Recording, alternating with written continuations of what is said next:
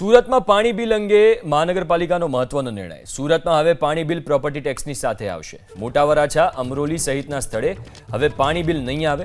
મહાનગરપાલિકા પ્રોપર્ટી ટેક્સમાં જ પાણીનો ચાર્જ વસૂલશે. 24 કલાક પાણી યોજના હેઠળ 75,000 મીટર લગાવાયા હતા.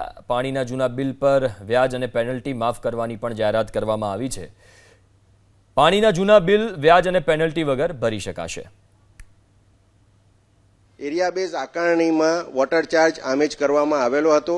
તે જ પદ્ધતિથી ફરી એક વખત દરેક જે જગ્યાએ પાણીના મીટર લાગ્યા છે હાલમાં તે જગ્યાએ પણ એરિયા બેઝ આકારણી પ્રમાણે જ વોટર ચાર્જ ઇસ્યુ થશે અને હાલમાં જે પણ જગ્યાએ વોટર મીટર લાગ્યા છે તેમાં હવેથી કોઈ પણ બિલ ઇસ્યુ થશે નહીં. ફક્ત અને ફક્ત પાણીની ગણતરી આપણે કરી શકીએ કે લોકો કેટલું પાણી વાપરે છે અને એના આધારે પમ્પિંગ સ્ટેશન અને એસટીપીનું નિર્માણ થઈ શકે.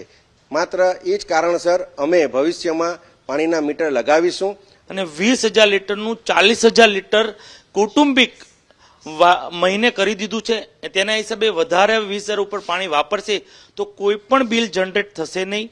તમારા ઘરે જે મીટર હશે, મીટર પાણીના કાઉન્ટિંગ માટે શહેરમાં રહેશે કે કેટલો પાણીનો વપરાશ થાય તેની માટે જ મીટર રહેશે. મીટરના ઇન્સ્ટોલેશનનો જે ખર્ચો શહેરીજનો પાસે લેવાતો તે સંપૂર્ણ મહાનગરપાલિકા ભોગવશે.